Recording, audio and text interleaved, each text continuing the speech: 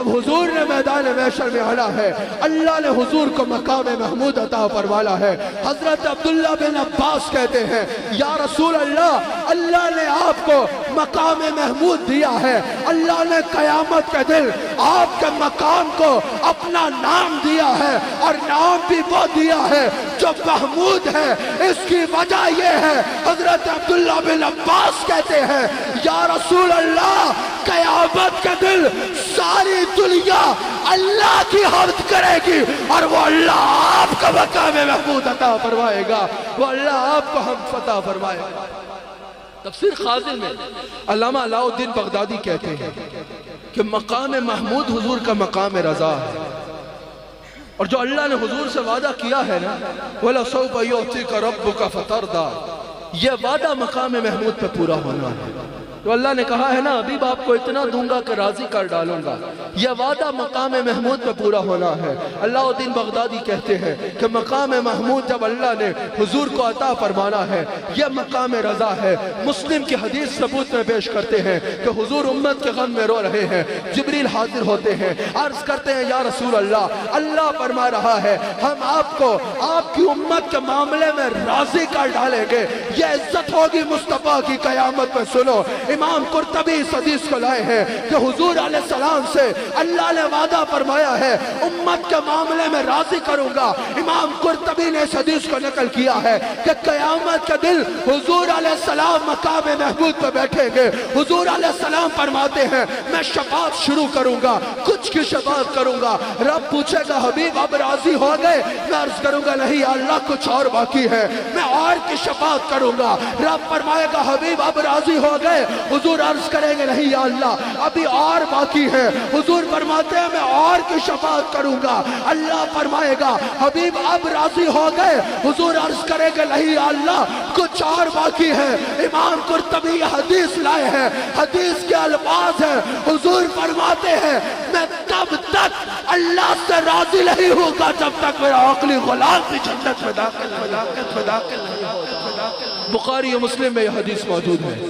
قیامت کا دن مخلوق نے در در پھرنا ہے، ہر نبی کا دروازے پہ جانا ہے، ہر نبی کا دروازہ کھٹکانا ہے، کلیم و نجی مسیح و صفی سبھی سے کہیں نہ بنی یہ بے خبری کہ خلق پھری کہاں سے کہاں بس آپ کے لیے۔ ہر نبی نے کہنا ہے اذهبوا الی غیری، اذهبوا الی غیری، جاؤ آج کسی غیر سے مدد مانگو، جاؤ آج کسی اور سے مدد مانگو۔ جب مخلوق نے عیسیٰ کا دروازے پہ پہنچ رہے ہیں علیہ السلام، حضرت عیسیٰ علیہ السلام نے فرمایا ہے آؤ میں تمہیں ایسا دروازہ بتاتا ہوں کہ مانگو کہ مانگے جاؤ گے، منہ مانگی پاؤ گے۔ سرکار میں نہ لا ہے نہ حاجت اگر کی ہے، جاؤ زمانے نے سخی ایسا نہیں دیکھا، لبوں پہ جس کے سائل نے نہیں آتا نہیں دیکھا، جاؤ محمد رسول اللہ کے دروازے پہ پہنچ جاؤ۔ جب مخلوق نے ہمارے آقا کے دروازے پہ آنا ہے نا حضور نے فرمایا انا لہا، آؤ آج میں تمہارے آگے چلتا ہوں، آؤ آج میں تمہاری شفاعت کرتا ہوں۔ حضور آگے آگے ہوں گے، ساری مخلوق حضور کے پیچھے پیچھے ہوگی۔ جب حضور نے اللہ کے حضور حاضر ہونا ہے نا اللہ کریم جلال میں ہوگا، حضور فرماتے ہیں میں اپنا سر سجدے میں رکھ دوں گا۔ قبلہ فیاضی صاحب آخری جملوں پہ توجہ درکار ہے، حضور فرماتے ہیں میں اپنا سر سجدے میں رکھ دوں گا۔ جب میں سجدے میں سر رکھوں گا نا اللہ فرمائے گا میرے حبیب ذرا سر تو اٹھاؤ، میرے حبیب ذرا اپنا سر تو اٹھاؤ، جو مانگو گے عطا فرمائیں گے۔ قبلہ میرا سوال ہے، ہمارے لیے حکم ہے سر جھکا کے مانگو، اور حضور کو فرمائے گا ذرا سر اٹھا کے مانگو، اس کی وجہ کیا ہے مجھے سمجھ نہیں آ رہی تھی۔ یہ وجدان ہے، یہ عقیدہ نہیں ہے، اس لیے اس میں فتویٰ نہیں لگے گا۔ پہلے کہہ رہا ہوں وجدان پہ فتویٰ نہیں لگتا، یہ وجدان ہے، یہ عقیدہ نہیں ہے۔ مجھے سمجھ نہیں آئی، ہمیں حکم ہے سر جھکا کے مانگو، حضور کو فرمائے گا سر اٹھا کے مانگو۔ میں دیکھوں گا لاہور والوں تو میرا یہ جملہ دل میں اتارتے ہو یا سر سے گزارتے ہو، ایک ایک بندے پہ میری نظر ہے، میں دیکھوں گا تم کیسے سنتے ہو۔ اللہ فرمائے گا سر اٹھا کے مانگو۔ میرا وجدان یہ کہتا ہے، اس ارشاد کا مقصد یہ ہے حبیب سر اٹھاؤ، چہرہ دکھاؤ، تمہاری لڑائی میں تمہارے نوکروں کا تمہاری منہ دکھائی میں تمہارے نوکروں کو جنت عطا کریں گے. وہ اور ہے جو طرف پڑ کھائیں گے حضور کا وفادار حضور کی منہ دکھائی میں بخشا جائے. کیا کہنے. واہ واہ واہ. حضور کا غلام حضور کے منہ دکھائی میں بخشا جائے گا.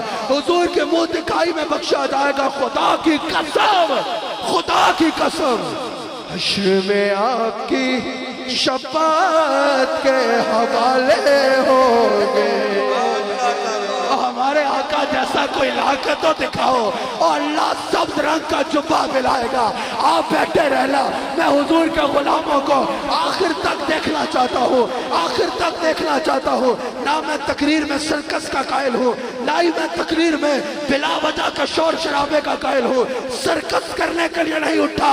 حضور کے غلاموں تمہارے جذبوں کو سلام کرنے اٹھا ہوں اور تمہیں یہ بتانے کے لیے اٹھا ہوں تاریخ اگر ڈھونڈے گی سالی کے محمد ہمارے نبی کی کرتے راہ کے برابر اس دنیا میں اس وقت اور کوئی نہیں ہے. وہ اللہ عرش میں بٹھائے گا. اللہ کرسی میں بٹھائے گا. اللہ شفاعت کا اختیار دے گا.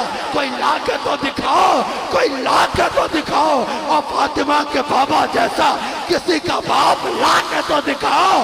عاملہ کے بچے جیسا کسی کا بچہ لا کے تو دکھاؤ. ابو بکر کے پیر جیسا کسی کا پیر لا کے تو دکھاؤ. اولی کا ستر جیسا کسی کا ستر لا کے تو دکھاؤ. اور آدم سے لے کر عیسیٰ تک نبیوں کے امام جیسا کوئی امام لا کے تو دکھاؤ. اور اللہ کے حبیب جیسا کسی کا یار لا